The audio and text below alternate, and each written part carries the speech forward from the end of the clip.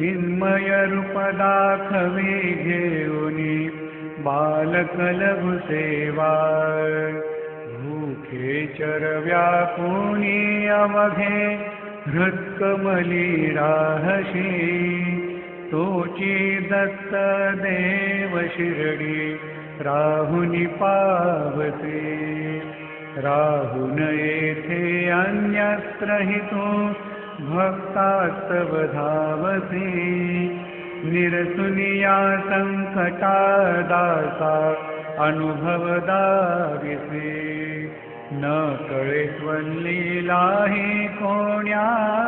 देवावा मानवा चिन्मय रूप दाखवे घेऊनी बालक लघु सेवा काकड आरती करीतो साईनाथ